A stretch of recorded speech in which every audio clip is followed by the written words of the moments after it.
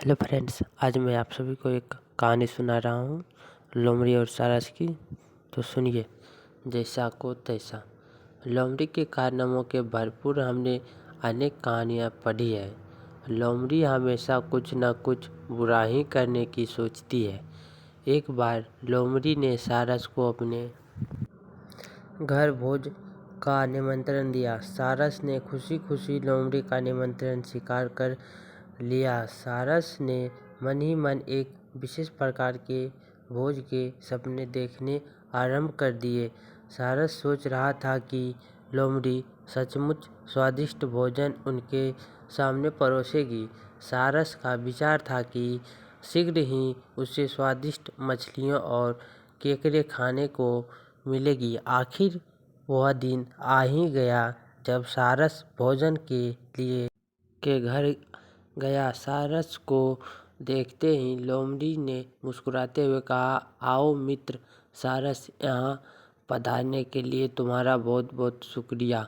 उसके बाद सारस को लोमड़ी एक चौड़े उथले बर्तन के पास ले गई जिसमें बहुत स्वादिष्ट सूप भरा हुआ था। सूप को देखते ही सारस के मुख में पानी आ गया और उसने थोड़ा सा सूप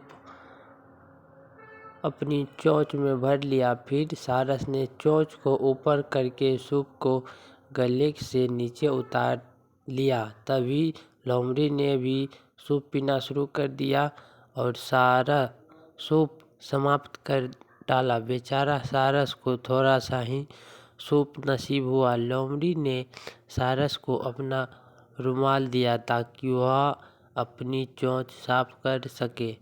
इसके लोमड़ी ने कहा, मित्र सारस, तुम्हें भोज का भरपूर आनंद मिला होगा। तुम्हें आशा है कि मुझे सूप अवश्य ही अच्छा लगा होगा। लोमड़ी की बातें सुनकर सारस को बहुत गुस्सा आया। सारस स्वयं को अपमानित महसूस कर रहा था। सारस जैसे ही लोमड़ी से विदा लेकर बाहर आया, तभी चतुर लोमड़ी सारस का उपहास करते हुए जोर जोर से हंसने लगी। अपमानित होकर सारस ने लोमड़ी से बदला लेने का निश्चय कर लिया। सारस ने निश्चय किया कि वह भी लोमड़ी को भोजन के लिए निमंत्रण करके उसके साथ वैसा ही व्यवहार करेगा। सारस ने लोमड़ी के प्रति अपना क्रोध अपने मन में छिपा कर रखा। कुछ दिन बाद लोमड़ी से बोला, बहन लोमड़ी, तुम्हारे स्वादिष्ट भोजन के लिए तुम्हारा बहुत बहुत धन्यवाद। रविवार रात को तुम्हारी मेरे घर पर दावत है। मैं तुम्हें भोज के लिए निमंत्रण करता हूँ। ठीक समय पर पधारने को कष्ट करना। लोमड़ी ने सारस का निमंत्रण खुशी खुशी स्वीकार कर लिया और निश्चित समय पर सारस के घर पहुँच सारस ने लोमड़ी का स्वागत करते हुए कहा, आओ बहन, जल्दी चलो, भोज का आनंद उठाओ। लोमड़ी बोली, मुझे तो स्वादिष्ट मछलियाँ और केकड़ी की खुशबू आ रही है। मैं अब प्रतीक्षा नहीं कर सकती। सारस लोमड़ी को एक सुराही नुमा लंबे बर्तन के पास ले गया जिसमें केकड़े और स्वादिष्ट मछलियाँ भरी हुई थी। सारस ने सुराहीनुमा बर्तन में अपनी चोंच डाली और एक केकड़ा अपनी चोंच में फंसाकर अंदर से खाने लगा। उसके बाद सारस का एक और खड़ा हो गया और लोमड़ी ने भोजन करने के लिए कहा। लोमड़ी ने सुराहीनुमा बर्तन में अपना सिर घुसाने की बहुत कोशिश की, लेकिन बर्तन का मुंह इतना पतला था कि लोमड़ी सफल न हो सकी।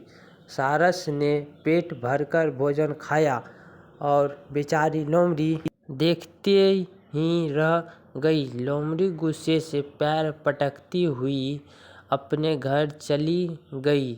सारस ने लोमड़ी का उपहास करते हुए कहा, लोमड़ी बहन, यह तो जैसा को तैसा था। इतना कहकर सारस जोर जोर से हंसने लगा। तो दोस्तों, यही कहानी था सारस और लोमड़ी का।